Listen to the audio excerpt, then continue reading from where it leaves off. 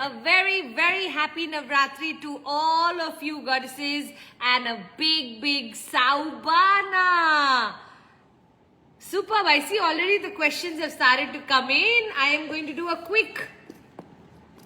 This box is called the She Believed She Could, So She Did. I like the name, no?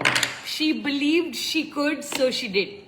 And we'll do one quick card and then I'll share the book of the week and then we'll move into questions. Okay?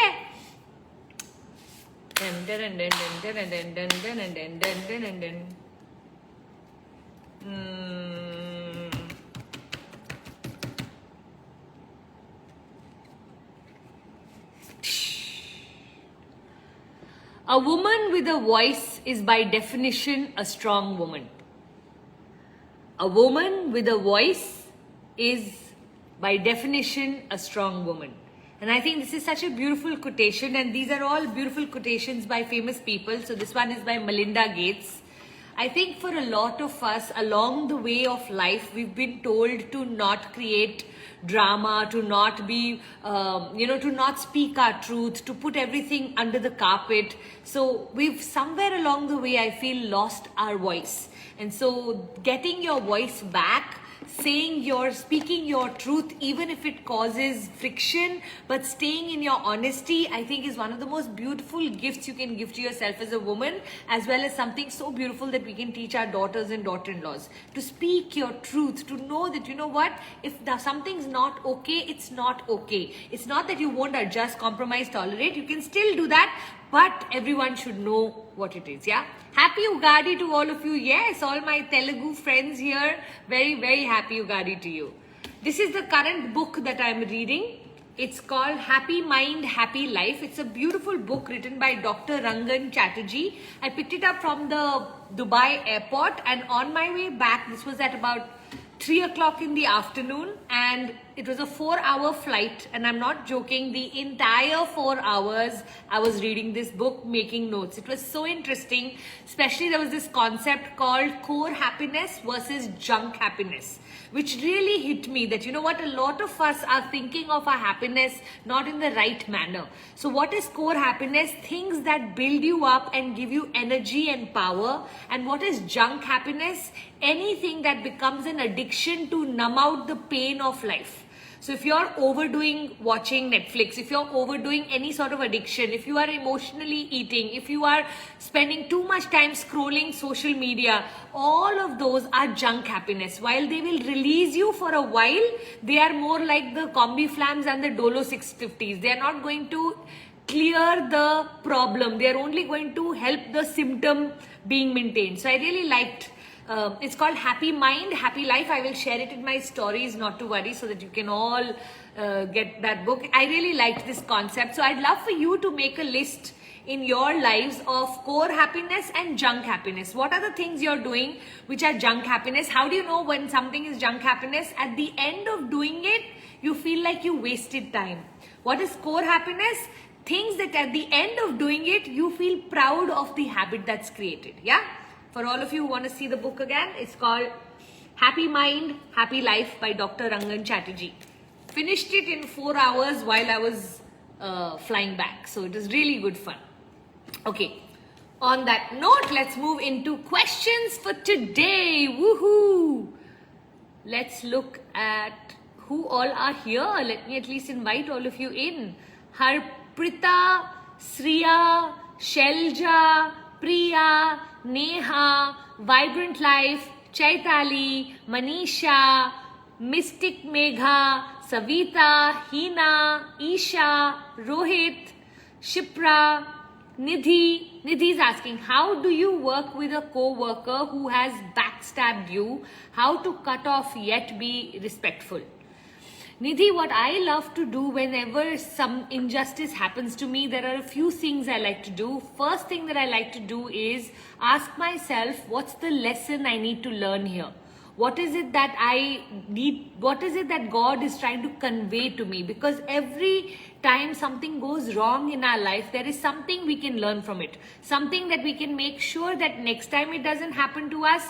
Something so that we can build back our trust in the world. Remember, most of the time, the amount of time our trust has been broken is 1, 2, 3, 4 or 5. But what we tend to do is once our trust is broken, we don't give it to anyone.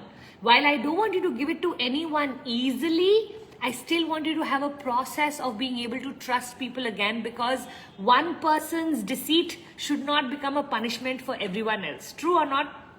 So you always check for the yellow flags, and if it hits a red flag, you remove the person. As far as this person is concerned, how to cut off yet be respectful. Once you understand that this world is made up of human beings, not gods, that everyone makes mistakes and everyone has their own value system and everyone will choose according to their convenience, then we can start to say, you know what, thank you for revealing yourself to me. I don't want to indulge in your energy, so therefore respectfully I retreat. God bless you and make you a better person, but for now I don't want to be interacting with a person who does not know how to be with me. So you train the person. I always say you have all these options. One option is to start to stay angry. One option is to start to forgive and move on. What a lot of times people get confused is that when I say forgive, they think they have to trust this person again. Absolutely not. Apologies accepted, trust denied. So you can forgive because you understand it's a human being, they will make mistakes. So you understand and you forgive for your own peace. But what you don't do is you don't allow it again unless that person puts in the effort to win your trust back. So trust has to be earned in case that person. And as far as being respectful is concerned, it's a very long journey and you're going to meet all kinds of people, and every person is here to teach us a lesson. So I love calling such people in my life disguised angels. That means their job was to show me who I need to become, whether it is in my strength of character or it is in my ability to stand up for myself, or it is in the ability to learn patience, or it is about, so whatever it will be, there is something I can learn from this. And I want to thank my disguised angels for the lessons. Had they not given me, I wouldn't be who I am today. So see if you can convert every disguised angel into that. Once I've learned the lesson, I forgive them, because you know what? God put them only for me to learn this lesson. That's the whole purpose of this person in my life. Another thing I do which really helps me, and see if it helps you too, is I have this conversation with God that God, I'm not looking for justice from the person who hurt me. I'm looking for justice from you. So you make sure that something happens in my life that compensates the injustice done in the earthly equation. So while all equations, because what happens is when we start to look for apologies or we start to look for revenge, it is we are trying to settle the account on earth. I feel like I don't want to settle the account on earth. That's not my problem. They were sent by God as disguised angels. Now send a blessing angel into my life and make sure my blessings are bigger than my disguised angels as I keep learning my lessons. And so that kind of settles me when I say, now you owe me. Because I always say, when God owes you what He can give you, no human can give. So I don't want this person's apology or this person's rishta. To this person I will bless. And as I keep blessing them, my karmic account with God is increasing and He's going to do something good. And that's how I always say I live in what I call the miracle zone. Why? Because God's put me there because I'm not looking for any settlement on earth. I'm only looking for settlement with Him. So see if any of this works. Of course, these are all perceptions to empower yourself to be able to deal with such people in your life without having to confront them, especially if you don't want to. So you will become respectful automatically if you truly in your heart believe that something better is now going to come because this happened. Yeah? See if you can use any of this. Shreya 899, how to handle negative thoughts while visualizing. Shreya, accept them, don't fight them. So remember that inside of us lives two things, the goddess and the devil. So the job of the goddess is to show us our future. The job of the devil is to warn us by showing us the negative scenarios. When the devil starts to show it to us, you can say, you know what, I understand, thank you very much. And let that also be a part of the scenario so that you don't have to worry. The only thing I want you to focus on, the ending should be brilliant. So let's say I'm visualizing a brand new home. And as I'm visualizing that home, a negative thought comes to me. Somebody, some part is bad luck or something wrong is happening in that house. Or let's say I'm just visualizing somebody getting a disease or somebody getting hurt or any negative thought that's come to me. Can I take that thought, continue it, instead of fighting and say, why am I having the thought? Can I end it beautifully? Remember, the power of your imagination is your power. No one else has that power. So don't give the devil the ending. Give the goddess the ending of that visualization. So stay in the visualization. Think of someone having, let's say, somebody comes to know, I'm just taking a bad example so that you can understand it. Somebody's got cancer in the new house, okay? I want you to think of the next day, the clinic calling you up and saying, oh my God, we are so sorry, some reports got mixed up and it's not your mother, or it's not your husband, or it's not your whatever. And you can just create a more beautiful ending. A lot of times what we do is cancer. We get so scared, we get out of our visualization and we say, to hell with visualizing, this is too scary. Don't get scared. If you let the devil win, the devil will keep getting more and more powerful. Make sure the goddess wins. How does the goddess wins? When she doesn't get scared in a scary scenario. So stay in it and say, this is all in my imagination. Because it's in my imagination, it is in my control. Because it is in my control, I'm not going to give in. So whatever negative thought you had, let's say somebody had an accident. Imagine every single person coming out safely from the car and insurance looking after the entire car, rather the car getting a full overhauling and becoming brand new because of the insurance and because of the accident. Chota sa accident, everybody was safe and the car got a renewal. Can we end a bad story in a good way? That will really empower you. I know this will need a little practice, and in the beginning, your heart will panic. But instead of using the word panic, see if you can use the word excitement. It's the same thing, pumping of heart, sweaty palms. But when we use better vocabulary, we make our life better. So say, I've gone into excitement. Okay, now this excitement I'm going to handle by using this imagination. And the more imaginative you can be around your positive ending, the stronger, the better your goddess will become, my Jan. Now, not easy, but do it. It will really help you. Neha Karan 86, how to overcome distractions and shiny object syndrome. I keep on buying courses without completing them. Neha, I think one of the things that's very important is to start to, on the side, build what we call the commitment muscle. Okay, now what is the commitment muscle? Every day you want to start to stack your habits. Okay, so if you are going to buy a course, you need to know why are you buying it, what is going to be the end date, and how you're going to schedule it into your day. Otherwise, I want you to for some time stop buying. Maybe the new rule you can make is that from today onwards, every new course that I buy, if I don't finish it, I don't get to buy a new course, or I have to at least finish 50 to 60% of it. A lot of times, a lot of these courses, you don't need to go till the end. Sometimes we buy it because we need it that day, or we need to understand a part of it. Like I pick up books right, left and center. At all times in my house, I will have at least 5 books that I am either reading simultaneously and or reading one after the other. It doesn't matter to me because I know what I want from every book, and some book or the other will be able to give me that. So I want you to become very intentional about what is the result you wanted, and did you get it from the parts that you covered in the course. Okay, sometimes all we need to watch in these 16 videos are 2 videos. So be it. Know that you paid for those 2 videos kind of information, because I think we are too sometimes critical of ourselves that we have to go from first chapter to the last chapter, otherwise we haven't done justice. Not true. Rather, the more evolved you will get, the lesser you will get from every course. Earlier on, when I used to do courses, I used to watch everything because I needed every step, because I was learning.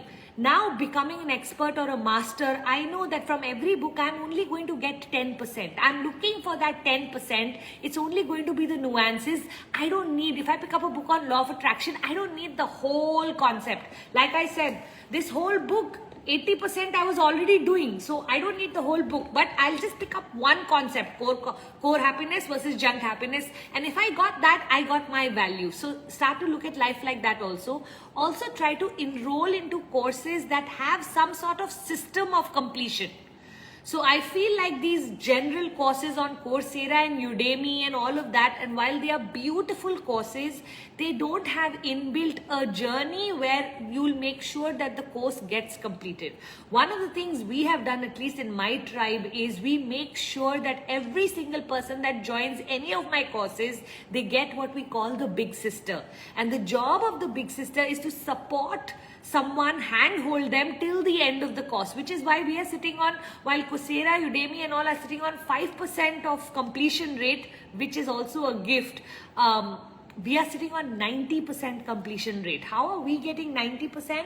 Because I actually put a person on your head to complete every course in my when you join my tribe. So look for teachers who have a system of completion. Find out what is their completion rate before you are joining, or know that you know what, you're joining for a very specific one video that you'll watch and you'll consider the course complete. So see how you can, as far as shiny object syndrome or distractions, I don't like to call any course a distraction. I don't like to call any course a shiny object syndrome, because you know what, when you are studying outside of the system, so when you are educating yourself outside of the system, you're going to land up buying more than what you will consume. It's like, even when you went through school, did the teacher cover every single topic in your textbook? No, there were chapters that she just said, cut it, cut it. It used to be so much fun actually when she said, these 3 pages are not coming, ta-dang, ta-dang, ta-dang, you remember? The same way, I want you to understand that not every course you will take 100% off, but what you take will change your life forever. So see if you can create a new personality as far as consuming unstructured material is concerned. Okay, now if it starts to accumulate more than what is acceptable, then you know you need to take a pause. So just take a 3 months detox, just for 3 months. Like for me, like when my books become too many, then I ban myself from buying any books for a week or 2 weeks or 3 weeks or 4 weeks, whatever I feel like, okay, let me finish at least a few before I buy a fresh set. Neha, I don't know if this was helpful, but I want you to start to not hammer yourself, rather start to praise and appreciate yourself for whatever you are studying. See, the fact that you are here, that you are coming here, tells me that there is a constant seeker in you. And if the seeker in you is going out and spending a little money and some of it is not getting fully used, it's like the dishes we order on the table, darling. We may not land up eating all, but that variety of that one bite also makes the meal complete. Okay? Dr. Raman, ma'am, please bless me tomorrow. I have a session on the power of decision making. Oh, fabulous. Sending you lots and lots of blessings, my sweetheart. Malika, very good morning to you. Looking vibrant today. Thank you. Yes. Have woken up with a really happy mood. There is some new things in my tribe that I'm working on, and whenever I'm working on something new, it is just so exciting. Happy Gudi Padwa New Year from Maharashtra. I'm sorry, I don't even know how to pronounce it, Vijaya, but a very, very happy Gudi Padwa to you too, my darling. It is crazy how auspicious today is and the number of festivals that are happening today. So God bless all of us on this special day. Shraddha, hi ma'am, I'm not wanting to have a second child, but my mom and others are forcing me, and so I'm getting confused how to get an answer for it. Please help. Shraddha, this is a conversation you need to have with your husband more than anyone else. I feel like if the couple decides to not have, no one else should interfere. And if the couple decides to have, also no one should interfere. So it's the journey of the couple, not so much of your mother. So you need to start to make up your mind. You need to know why you are thinking the way you're thinking. Because you know what? The world we live in, what I feel is like when we don't have any further conversation to do, we just go by the majority standard. What is the majority standard? That every time a girl hits 20, 21, 22, 23, she should get married. And so the minute a girl is 23, 24, 25, the pressure of marriage starts. Whether she wants to or doesn't want to is besides the point. Then as soon as she gets married, the first baby conversation starts. Then the minute she has her first baby, the second baby conversation starts. So we are conditioned to have these conversations thinking that the ideal family scenario is the 2-baby setup.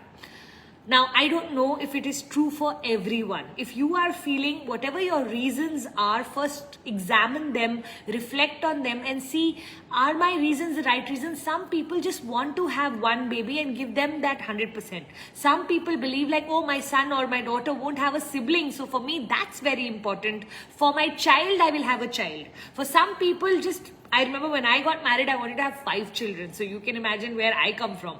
And my husband was like, after 2, he was like, I don't want any more. Better you open a preschool. Why don't you be a mother to 100 children? Why only 2? So it was a totally different conversation for me. So I want you to start to look at what are your reasons. And I think getting your reasons right build clarity and determination. Once you have clarity and determination, handling your mom will become much, much easier. Otherwise, she will start to prevail or create confusion because you don't have clarity. In life, whenever we don't have clarity, someone else's clarity will be accepted by us. So if you have clarity, great. Otherwise, make sure you take someone else's clarity and then just know that because you didn't have clarity, if I had clarity about not getting married and really wanting to study, nobody could have got me married. The truth is I did not have clarity, so I got influenced. You get influenced when you don't have clarity. So one of the things I want you to work with, Shraddha, is your clarity. Okay, darling? All right. Ashu, hi. Dr. Manvi Sharma, hello. Saubana, happy Navratri to you too. Lots of Navratri wishes coming in today. Milan Mehta is asking, hello ma'am, when you approach school, sorry for my voice today, as a life coach and want to conduct a session, they usually ask which institute have you certified or as you an expertise in parenting, what to say.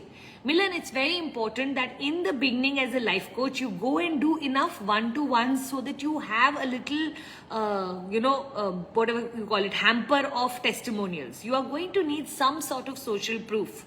So my suggestion, especially if you're going to go and conduct these sessions for free, conduct it in a few schools and then you can speak about I've spoken in this school, this school, this school, or start to collect testimonials around the children that you're going to help. So if you can help 3 individual children, then that's what you show. More than certifications, I feel like it is what your social proof says, that these are the people I've helped. If you already have some sort of a certification, use that this is the certification I've done under this person, as well as these are the testimonials I have. The more in the beginning, all of our confidence comes from our education and from our social proof of who all have we been able to impact. Over time, you'll start to see that as you build your brand, a time will come, nobody will question such things. Like if I go into a school to talk today, nobody's asking me from where do you get your certificate. But in the beginning, it was very important. Yeah? Haha, thank you. Thank you for your wishes. I'm going to go right to the bottom so that I can take some new questions.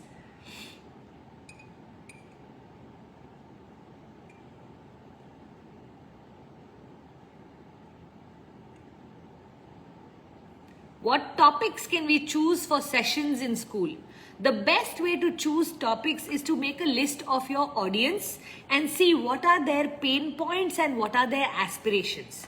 So let's say in a school, what are children's pain points? Normally, what is it? It is not being able to cope with the curriculum, not being able to prepare for the examination, maybe some friendship issues, maybe being bullied. So if you make a list of all the pain points that a child can have, and then what are their aspirations? Would they like to be popular amongst their classmates? Absolutely. Would they like to be better in their studies? Absolutely. Would they like to manage their time better? Absolutely. So then you make a list of those, and the combination of their pain points and their aspirations becomes your session.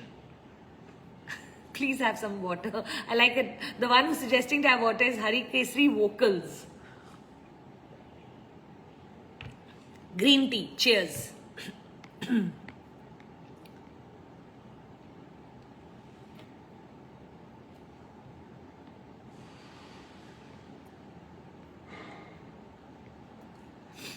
Rishma Latawa. Ma'am, my sister is already a goddess because she always helps me and her friends as well. She's very positive person. So I tell her to start helping more people and more people. So please help and suggest what she should do. I'd love to have her in my tribe. See if you can send her for my awakening program from where she can take on and come in and help women and be a part of my village. That will be so lovely. Otherwise, tell her to go looking for a coaching certification. Anyone who has a helpful heart and the desire to make a difference should start to monetize if you want, or help for free, so that the world is a better place. The world needs better people, and such people should go out and do things. So if you are already suggesting it to her, ask her what is her resistance, and trust me, I would love to have her in my tribe. I'm always looking for goddesses. Shipra Singh, tomorrow is my big day. I participate in Mrs. India 2023. Woohoo, Shipra, all the very best, my sweetheart.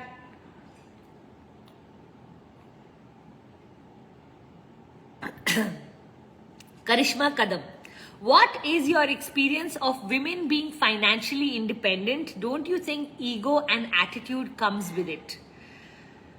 Honestly speaking, I feel like to every situation there is a good part and there is a shadow part. So when you are dependent on a man, do you become more beggar-like, and do you become more needy, and do you tend to be a lot more nagging because someone else has control over your life? Yes. When you become financially independent, is it possible that you will get a little more egoistic? You will have attitude? Yes. The truth is, how do you manage it?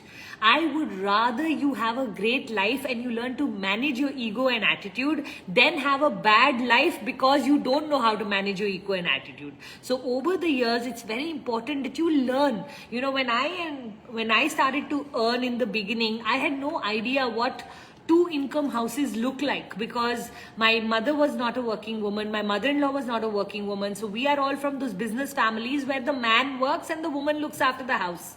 So I really had to call up a few of my friends who were equal participants of finance in their houses to find out, like, you know, okay, now how does this operate? Is it my money? Is it his money? Is it our money? Is it, you know, we together? Is it a joint account? Is it a separate account? How does it work? And I can tell you that on this journey has been such a learning journey, because in the beginning it was different. I at some point did start to feel like, you know what, I'm equal because we are in the same situation. I'm also funding the house 50% now. I'm also looking after the salaries. I'm also, and it changes your equation, and sometimes it may take a little time to get into the balance of the flow of what the couple would like their financial thing to look like. Having said that way too, then we should say that every man has ego and attitude, because almost every man is financially independent. So if men are allowed to be financially independent with ego and attitude, why not women? And ego and attitude also depends on, is it dignity and self-respect? A lot of times what I've seen is, even when a woman moves into her dignity and self-respect, the world views it as ego and attitude, because most women are not earning. So when this woman starts to earn and starts to hold her ground and starts to have an opinion, we start to feel like the money is going to her head. While the real truth is she's just being herself. That's her truth now. She is a capable woman. So I think understanding that acknowledgement of power has no ego or attitude. Ego and attitude is when you need to praise yourself and put someone else down. Self-praise doesn't have any problem, but self-praise which also includes putting someone else down. Today I am better than you. For me, that's ego and attitude. But I am also good is not ego and attitude. It's standing in your power. And I think understanding those differences and understanding those nuances of what a woman looks like when she is in her power versus what does a woman look like when she's in her ego. And for me, anybody who needs to put other people down to feel better about themselves, ego. If you are in your power, That will just be you recognizing that today you are a capable person of looking after being a protector, provider for yourself. And that's a good thing according to me. So I would rather every woman become financially independent and learn to manage her ego than to not have an identity because of the fear of how will I manage my success. Yeah.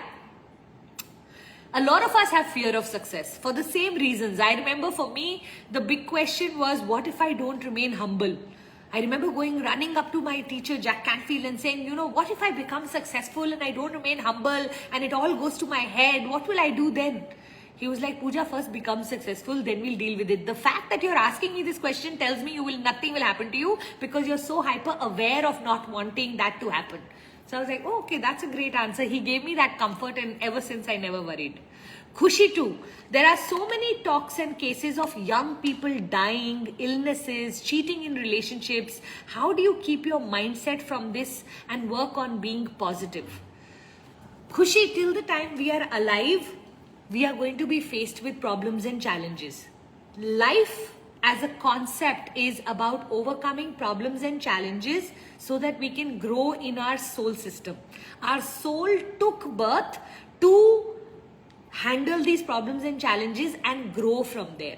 The minute you start to look at your problems and challenges as lessons of life that are there for learning, they are meant to be in your life. If the only thing we had in our life was good, then we would be in heaven, not on earth. Correct? What is the difference between heaven and earth? Heaven is all good. Earth is a plane of duality. It's got good and bad.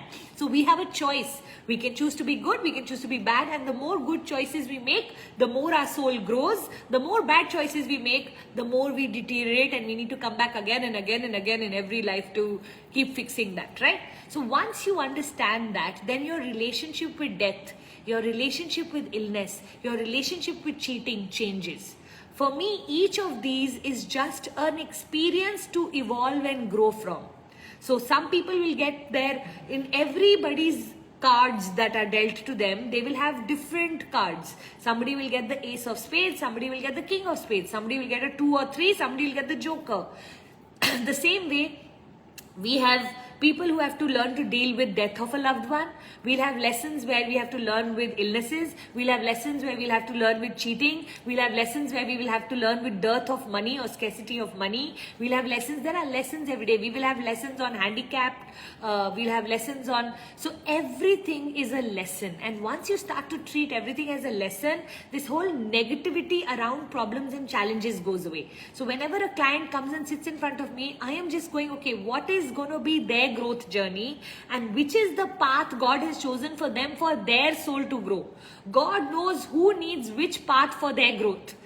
And so once you understand that, that becomes your lesson. So for me, every time something goes wrong in my life, I'm just looking at saying, oh, so this is the path I have to walk to grow. And what the beauty of life is, when you walk the path and you actually outgrow that problem or that lesson or that challenge, who you become becomes a role model in the world for all of those people who are going through the same problem. So now, at least in my life, every time I am challenged, I'm more looking at it like that I'm creating a survival guide for someone else in this world, that if I am able to overcome this, then I'll be an inspiration and a role model to someone else. And you start to operate from that energy, the problem, instead of remaining a problem, becomes a game for you. And you bring in what I say, sometimes we're taking life and problems way too seriously. All of us have problems, and yet we feel so alone with our problem, as if no one else has ever had it. Like you speak to a person who's being cheated, they feel so lonely on their path. True or not? And so I think one of the things we have to do as a society, start to come together with common problems and start to create a group of support system. This is something that I'm starting to advocate in a big way in 2023. We don't have to go through life alone. Too many of us are suffering because we've decided that there is so much shame attached to domestic abuse, to cheating, that we just go into our silence and we start to want to solve a huge problem by ourselves. Where's the community? Where's the village that's going to support you? And so I believe that I'm going a little off track, but I just want you to know that if you want to keep your mindset right towards any negativity, first accept that negativity is not separate from life, it's a part of life. Secondly, that's the journey God has chosen for you to outgrow. And the minute you will outgrow, you know how proud you will be and how the world will look at you. You go from ordinary to extraordinary when you overcome your challenge. So see any of this, how it can help you to change your mindset towards how you look at your problem. Okay? God bless you. Vibrant Life 5. Should we worry about not having money? I have two places when it comes to money. I want you to understand two concepts. One, from 0 to a certain number, you need to worry. After a certain number, you don't need to worry. So I think what has happened in this world is we don't have that number called enough. Because we don't have enough number, we keep on worrying and we build what I call greed instead of satisfaction or contentment. So you should know what is your contentment number. Because if you don't worry about till your contentment number, then I feel, and you know what the beauty of life is, we don't need too much to be content. We are thinking we need crores and crores, not true.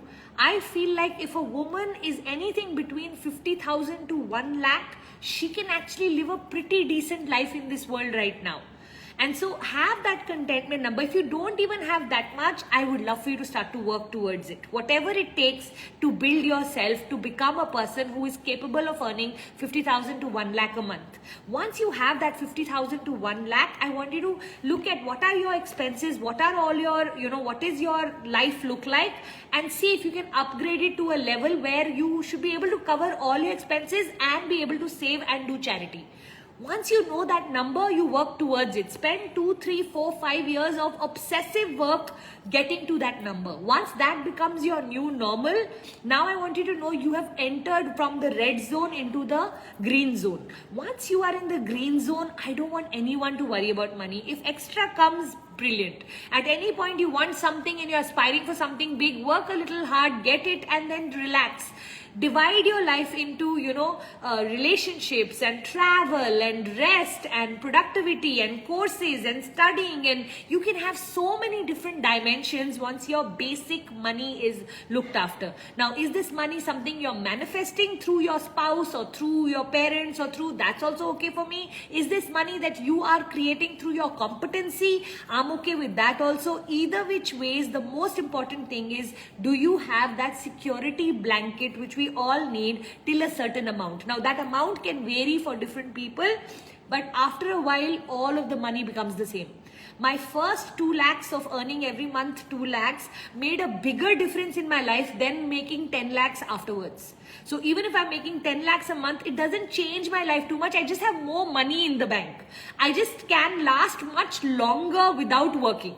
That's the security I have. But the truth is, you're not going to take this money up, or you can't eat this money. So, after a while, once you fulfilled all that list of things that you wanted, start to go into what I call the green zone. The green zone is, I work, but I have contentment. Red zone is, I need to work because I don't have basic security. So there's a lot of difference between the two. In one, you have no choice but to worry about money because the car of life won't move without the petrol. In one, it is just about, are we going 5 kilometers away or are we going to be going 50 kilometers away? But we are still on the journey of life, and life is beautiful. So just which one are you in makes you decide whether you need to worry for money or not. Okay? All right, I'm going to go right to the bottom so that I can see the latest questions. Monisha, why can't I make or get good friends in my life? Monisha, that sounds like a very personal question, but I'm going to try to answer it any which ways. My suggestion to you would be, start to treat every friendship like a plant. Okay? Every plant needs nurturing. There are certain things that a friendship needs just the way a plant needs. Let's say a plant needs soil, it needs water, it needs sunlight. Correct? All of that helps the plant grow. The same way, every friendship needs a certain amount of camaraderie, your ability. You should like the other person, that's a part of friendship. You should be able to nurture, that means you should be able to fulfill the needs of whatever your friends desire. So maybe you have friends for those who love going for movies. Can you show up and go for movies with them? Maybe you have a 3 a.m. friend who needs to call you and speak to you and vent about whatever's happening in their life. Maybe you have friendships that make you travel the world. You want to travel with them. Maybe you have friendships where you are just a part of a kitty or a coffee morning or something like that. Friendships fulfill different needs, and you need to start to understand this friendship is fulfilling which need of mine. You know, why I keep speaking about village all the time is that all of us women need to not only be dependent on that one man, we need to have groups of friendships that serve different needs. So the most important thing you need to first do is make a list of what are your needs. Like I have a need where at one point I used to love playing cards. So I made a group of women who love playing cards, and every month, maybe on the second Tuesday or something, they used to come over to my house and all of us used to play cards. For that whole year, I had a beautiful gang of girls where we were all playing cards together, and I used to love that as a lovely relief in and around my work. After a while, I didn't feel like doing that, so I shifted to dance classes. A group of us used to go and attend dance sessions, and we used to love dancing because common interest is one of the most beautiful ways to build a friendship. Some friendships are just built because you have a soul connection. So I have a few friends which is just us chatting the whole day. Ye hua, ye nahi hua, ye kiya, wo kiya, you know, a little bit of discussions of what's happening in the world, and they keep me updated about all the scenes of Chennai, what all is happening, because I'm quite lost in my friendships. So can you start to see that once you start to understand the purpose of that particular friendship, what we tend to do is we make one good friend and then we depend on that friend for all our needs. And that's the big mistake we make. You should have your Saturday evening friends and you should have your Monday morning breakfast friends. I have friends where I just learn motherhood from them. Just hanging out with them, they are such fabulous mothers that I just want to know what and how they are raising their children so that I could use the same practices. Especially when my children were growing up, these ladies were very, very important in my life. Can you start to see how you need to look at friendship, and then now find out what are their needs and see if you can show up for them.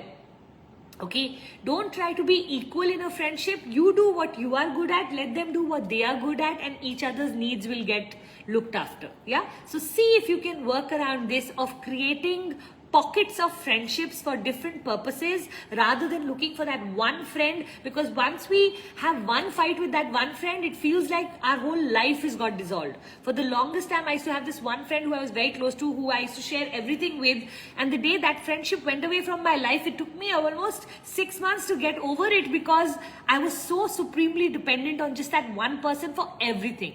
That's the mistake you don't want to make, yeah? Unless, of course, you already have that in your life and it's working out for you beautifully. Then don't worry too much about it. Oh, so sweet. Atmam is saying, an epitome of class and grace, deepest gratitude. Thank you, Atmam. Vibrant life. Wow, this had so much to learn. Thank you, Puja. Thank you. Thank you for being here. Dre Am Life 2023. Ma'am, how to forget an ex? When we involved in physical activity and he's married, but still he stayed with me a couple of days, but I'm not able to forget him. Please help me. I'm not able to get attracted to a new guy. Sweetheart, this is not just your problem, but a lot of problem for a lot of women now, especially because our society has opened up, and because of that, we have all of this in existence. So one of the things I would like you to start to do is to fall in love with yourself a lot more. What do I mean when I say this? While you were with him, I want you to love him completely. But in his life, if you have turned an option, I want him also to then not be a part of your life. If someone treats you like an option, you're not his priority, but you are his option, then know that from being girlfriend or wife or whatever, he's dropped you. Now when he drops you, you have a choice to either still continue that relationship where you will never get what it is you want any longer. You're going to keep on compromising, adjusting, tolerating just to get his attention. And the more needy he sees you as, the more less attractive you have become to him. So he's not coming back to you in any way for anything but maybe physicality. So the only way you can keep him in your life is by being physical. But remember this, every time you're being physical, the feeling you're going to be left with is of being feeling used. And so you are allowing yourself to get damaged every time you're with him, because at that moment you'll feel all of the love that you wanted to, but the high has a low. It's like a cocaine high or a drug high, because the high will be there, but the minute he goes away or he goes back to his wife, tell me, how do you feel? It's disgusting. You will feel so low, so used, so not correct. And so your staying with this man is going to continuously keep on damaging you, which is why one of the things I had heard Matthew Hussey say was, when someone decides that you are not their first priority, that becomes the deal breaker of love. So you will love this person is the perfect person, but the person doesn't remain perfect any longer if they are not putting you as first priority. All their qualities being perfect, this is the deal breaker. So I want you to know, this man has broken his deal with you. You're not his first priority. And whenever we allow someone to not keep us as their first priority and we still remain in their life, we basically tell them I don't need no self-respect, no self-dignity. And then not only do they lose their not only they lose respect for us, we start to lose respect for ourselves, and we start to think, if I can't get any better, something is better than nothing. While the real truth is, what you really need to experience is a good relationship. You really need to experience a man who will love you so much that you will wonder. You know, there was a scene Oprah once spoke about where her boyfriend was trying to kick her off because he was leaving for another woman, and she's holding his leg and begging him to stay and saying, I don't mind, I will adjust, you be with her also and you be with me also. And she said, that's the moment in my life I hit rock bottom, where I'd gone to that level, where my self-love had gone zero, where my confidence had become so sad that I was agreeing to something as ridiculous as that. So I would love for you to start to, if you're not attracted to someone for some time, get out of this relationship and be with yourself. What happens is that we create vacuum in our life. We are so used to messaging this person, we are so used to thinking about this person that we don't have the alternate. So when we don't have the alternate, we keep going back to thinking and imagining and messaging, and because we haven't filled it with anything else. You need to come up with an activity that will excite and interest you. You need to make yourself busy with something else for some time, whether it is going to be another man or it's going to be some mission or purpose in life. When we don't have any mission or purpose in life, we get distracted with all of this. So I think you have to go on what I call the self-love journey for about 3 months of 90 days of detoxing yourself from the addiction of this man. I really hope I can help. I'm just literally speaking to you like I would to my own daughter. So, you know, wherever you are in your life, you deserve so much more. You know, at one point in between my children, one of my boys was dating a girl that I knew was not so great for him. And I said, really, I just have one prayer for you, that, you know, you experience love of the kind where you understand that love without respect is not love at all. And the day you have that, that's the day I will know that you're in a real relationship. Otherwise, you're going to think this is love. This is not love at all. So, like my daughter, I'm just going to say this to you. See if you can go find a man who truly knows how to love you, so that all of the damage that this ex has done, that man will come in and heal. Because recently I read this beautiful, I think it was a Jay Shetty quote, which said, when you are in peace, a man can come and put you into pieces. And when you are in pieces, a good man can come in and bring back your peace. And I need that for you to happen. I need a good man to come in and put all of your pieces together to give you that peace that you deserve. Yeah? 1,000 kisses. Hi Puja, I want to hear your Tamil. Oh, you so don't want to hear my Tamil, my sweetheart. What do I say? I normally will tell the driver, Vidukku ponga. Otherwise, I'll be saying Tanni kud, or Inge va, or Kuncham. That's all. That's my full Tamil. I'm not really good at the language, unfortunately. I have all Hindi speaking staff around me, and in my family no one speaks to me in Tamil, so never landed up learning Tamil. Embarrassing but true.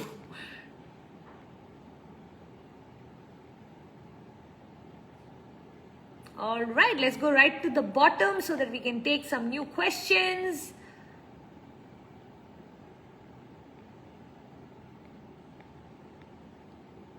Where are the questions? Yeah.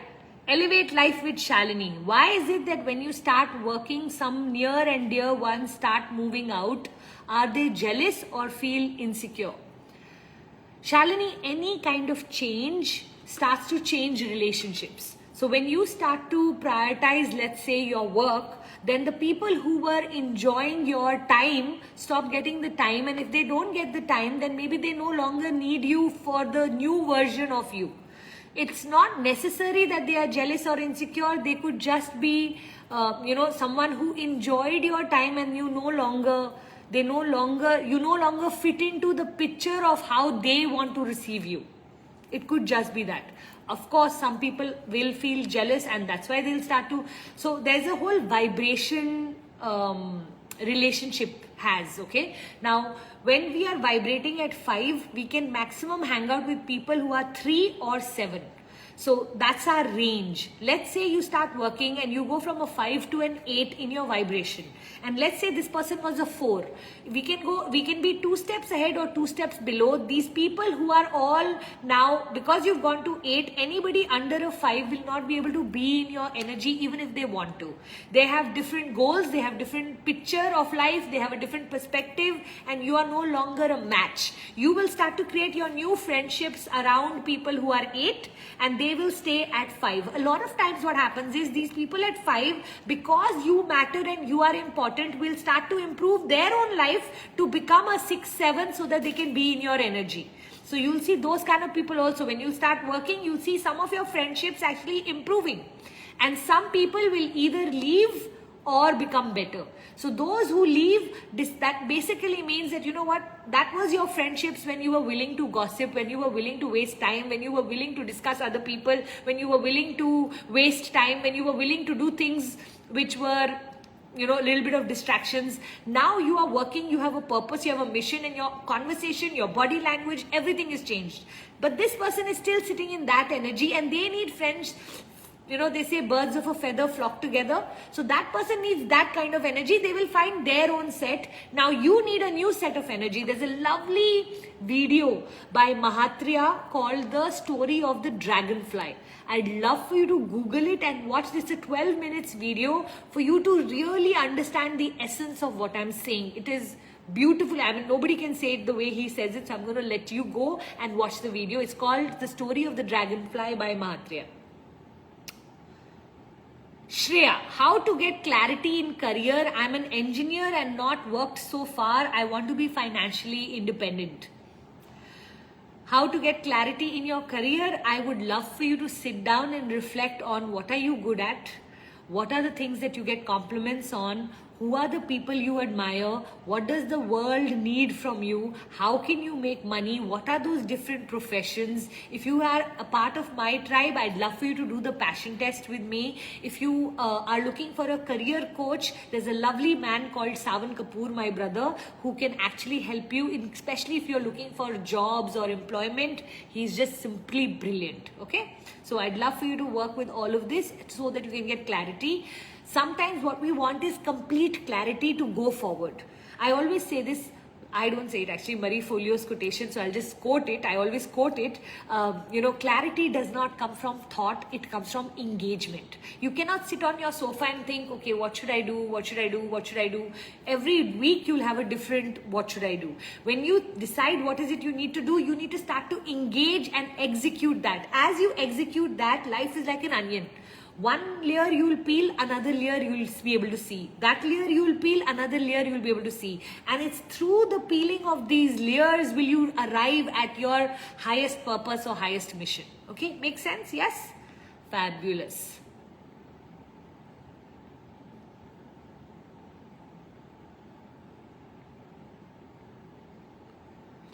How to deal with manipulative people? Savita Agarwal is asking.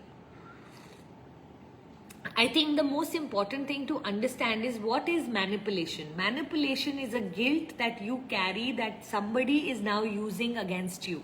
So the first thing you have to do is get over the guilt and shame of whatever it is that they are using to be able to manipulate you. We can't manipulate everybody.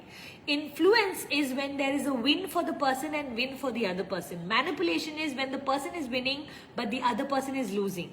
Why are you allowing that? So let's say somebody has decided to manipulate you to get you to cook all of the dinner every evening. I'm just taking a random example. So what is it inside of you that is not allowing you to set boundaries or say no? Maybe you are a people pleaser. Maybe you are someone who feels guilty about something. Maybe you are feeling ashamed about something. Maybe there's a belief system that is giving the other person the permission to take you for granted. So anytime someone else is manipulating you, remember the root cause is your inability to set boundaries. Not them. Anybody who gets a chance to manipulate will manipulate because guess what? They get something for so easily. True or not? So it's not the manipulator's fault but the victim's fault for allowing it. So I'd love for you to ask yourself, how are you allowing this manipulation to happen? And what do you need to do to become more goddess-like, more stronger in your personality, more warrior princess, as I like to call it in my avatars? You need to take out that sword and cut some of the cords. Sometimes the reason someone can manipulate us is just because we are so scared to disappoint them. You know what? Toxic people will continue their behavior till we don't stand up for ourselves. So I think the only answer I can give you is, how are you going to become strong enough, smart enough to be able to handle manipulation when you see it? If you're able to see a manipulator and you're not able to do anything about it, then the work needs to be done on you, not so much on them. True or no? Okay, so see how you're going to deal with this manipulator by becoming stronger and smarter. Yeah? Alright, on that note, let's quickly move into who are the winners of this week's challenge.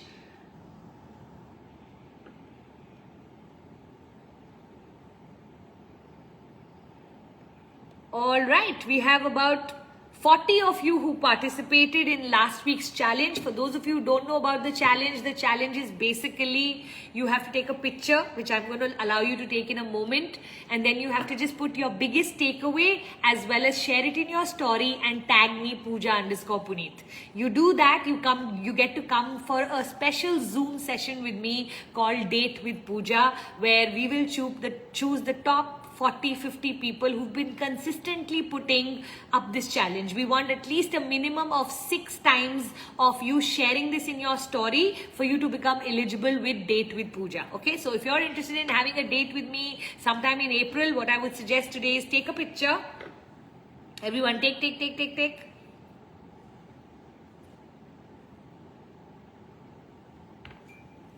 Do I need to fix my hair? Anything?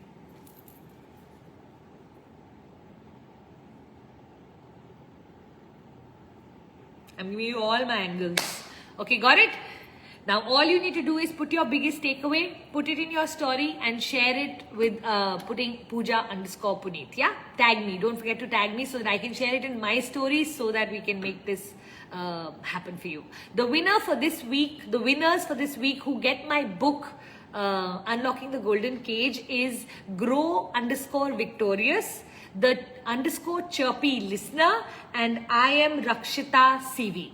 Okay, so all 3 of you, massive congratulations. We will be asking you for your address and each one of you will receive a copy of my book called Unlocking the Golden Cage. Yeah? Alright, on that note, we are almost come to an end. Thank you so much for coming. Make sure you share it in your stories. I will make sure that I share today's card. A woman with a voice is by definition a strong woman. So this week, see if this is the message of the week, how you can use your voice. If there's any place where you are being silenced or purposely you are keeping quiet to keep peace, see if you can start to show up with knowing that you can tell your opinion and yet not have to get into a fight because of that. The book of the week, of course, is The Happy Mind, Happy Life by Dr. Rangan Chatterjee. On that note, I am going to run. Cheers to everybody who came. Thank you so much. For those of you who are interested in coming for Awakening program, a program of mine where I help you become goddess-like, or rather I awaken the goddess within you, then I would love for you to just write to us you can send a message on this phone number under this video, Gunjan the Dreamer. You can just send her a message saying, I'm interested in joining Awakening. We would love to have you. If you're interested in becoming a coach, that's another thing that we do. So you can just send us a message saying, I would love to be a coach under you, Puja, or get certified by you. So both of these courses we run parallelly, and I would love to have anyone who's interested. Okay, thank you for coming. Loads of love. I will see you next Wednesday. Bye. Ciao. Loads of love. Bye.